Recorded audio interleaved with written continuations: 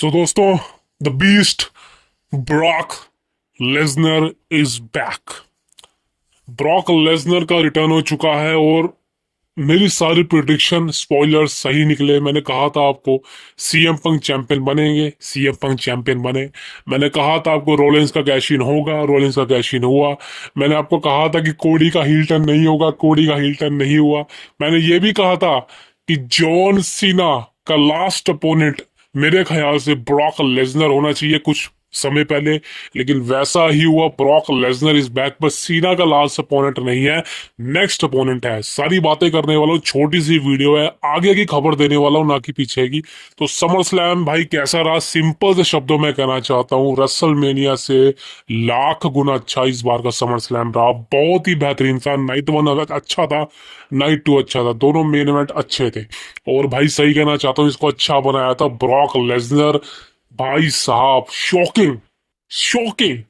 Triple S ने शुरू में कह दिया था भाई ये तो कुछ भी नहीं है, नाइट टू बवाल होगी। मैं समझ गया था ब्रॉक आने वाला है, क्लियर बोल देता हूँ। और एंड में जब Cody Rhodes versus John Cena का मैच की बात करूं, भाई ये मैच बवाल था। सीना इस एज के अंदर इतना खतरनाक परफॉर्म कर सकता किसी ने नहीं सोचा था।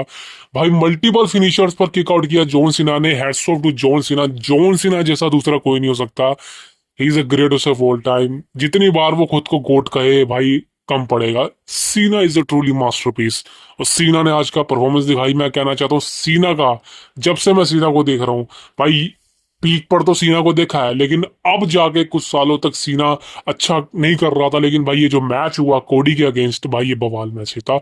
लोग इसको याद रखेंगे, that is the biggest thing. अब मैच की एंडिंग के बाद मैं समझ गया था भाई कोडी रोड्स रिंग को छोड़ के चला गया है, यानी कि कोडी रोड्स रिंग को छोड़ के जा चुका है और रिंग के अंदर सीना अकेला रह गया। मैं समझ गया था भाई, मैं उसी वक्त समझ गया था ब्रॉक आने वाला है, बिकॉज लेसनर के अलावा कोई किसी के चांसेस नहीं थे और लेसनर को रूमर था। और मैं समझ गया था कि ब्रॉक का रिटर्न होने वाला है। कुछ ही सेकंड्स के अंदर लेसनर का म्यूजिक हिट हुआ, भाई खतरनाक बवाल आया। लेसनर का रिटर्न हुआ लंबे बालों के साथ, अलग ही लुक के साथ। लेसनर आया, F5 मारी और रिंग से चला गया। अब ये चीजें होने वाली है नेक्स्ट, आपको पता ही चल गया, बच्चे तो हो नहीं, समझ आ गई होगी। Brock Lesnar versus John Cena last time. भाई कैसे कब क्या बताने वाला हूँ। सीना ने जब अपना रिटायरमेंट टूर की शुरुआत करी थी तो जॉन सीना ने एक लिस्ट बनाई थी। उस लिस्ट के अंदर सीना के अपोनेंट्स थे, यानी कि सीना किन को फेस करना चाहता अपने लास्ट रिटायरमेंट टूर के अंदर, जिसमें रेंडी ओटन का नाम था, आपको मैच देखने को मिला। The best in the world CM Punk का नाम था, आपको देखने को मिला। अब जाके ब्रॉक लेसनर का नाम भी निकल के उसमें सामने आया है। सीना ने कहा था कि मुझे लेसनर को भी फेस करना है, और आई थिंक मैं ये नहीं कहूंगा कि सीना की वजह से लेसनर का रिटर्न हुआ। लेसनर तो आना ही था यार, क्लियर सी बात है, लेसनर को आज नहीं तो कल आना ही है। और लेसनर क्यों आया, सबसे बड़ी वजह मैं आपको बताता हूँ, नेक्स्ट ईयर आपको पता ही चल गया होगा भाई। और यही हुआ दोस्तों, ब्रॉक लेसनर, मैं आपको कहना चाहता हूँ लेसनर सीना का नेक्स्ट अपोनेंट है। और सीना की वजह से लेसनर नहीं आया है, ये बात मत समझना कि सीना ने कह दिया मुझे लेसनर को फेस करना है। लेसनर को एक ना एक दिन आना ही था, आपको पता ही है। और सबसे बड़ा रीजन है लेसनर के आने का, वो है नेक्स्ट ईयर की समर स्लैम।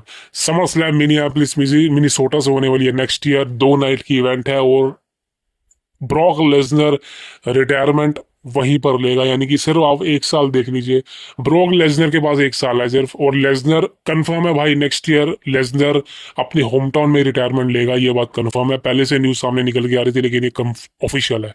और 1 साल अब आपको लगातार लेसनर देखने को मिलने वाला है। आई थिंक लेसनर रेगुलर होने वाला है, हर पीएलई में लेसनर कम्पीट करेगा, सबसे मेन बात है।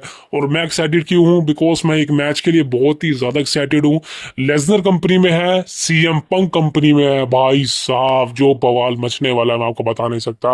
अगर आपको याद होगा CM Punk versus Brock Lesnar, ये स्टोरी अनफिनिश है, अभी भी अनफिनिश है, बिकॉज इनका मैच एक बार हो चुका है।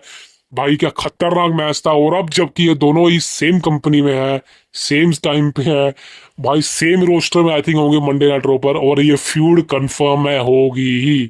ब्रॉक लेसनर अभी बिजी होने वाले हैं जॉन सीना के साथ। ये match I think clash in Paris में देखने को मिलने वाला मेरे अकॉर्डिंग, अगर सीना वहां पे एडवर्टाइज है, नहीं तो ये ऑस्ट्रेलिया में ही देखने को मिलेगा जहां स्टेडियम शो होगा। लेकिन अगर सीना क्लैश इन पेरिस में आने वाला है तो कंफर्म ब्रॉक का मैच वहीं पर होगा सीना के साथ।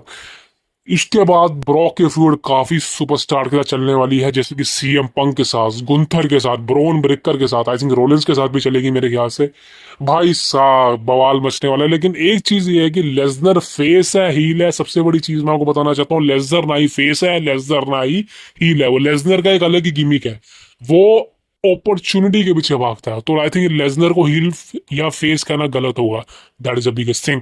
अब Brock Lesnar Monday Night Raw पर कल देखने को मिलने वाला या नहीं अभी तक ऑफिशियल नहीं है, लेकिन आप उम्मीदें लगा सकते हैं। मुझे लग रहा है कहीं ना कहीं लेसनर आने वाला है कल रॉ पर, और किक आउट शुरुआत में ही आपको लेसनर देखने को मिलने वाला है। आई थिंक वो प्रोमो कमाल के होंगे लेसनर के। सो ब्रॉक कंपनी में आ चुका है भाई। अब बस समझ लीजिए वापिस से डब्ल्यू कंपनी के लिए अच्छे दिन स्टार्ट हो चुके हैं। बिकॉज लेसनर है तो व्यूअरशिप है भाई, कंफर्म बोल दिया आपको मैंने। अब भाई मेरे को तो बड़ी खुशी हो रही है, मेरे दो favourite wrestler the best in the world CM Punk and Brock Lesnar दोनों कंपनी के अंदर है। भाई साहब बवाल मचने वाला है, इंटरेस्टिंग चीजें होने वाली है डब्ल्यू कंपनी के अंदर। अब देखते हैं भाई अगला जो पीएलई होने वाला है, क्लैश इन पेरिस। उम्मीदें काफी कम है, लेकिन अगर लेसनर का मैच ऐड हो गया, ओ भाई साहब ये सही कहना चाहता हूँ, पीएलई अच्छा हो जाएगा। अब देखते हैं भाई क्या होता है। I see you tomorrow, thank you very much.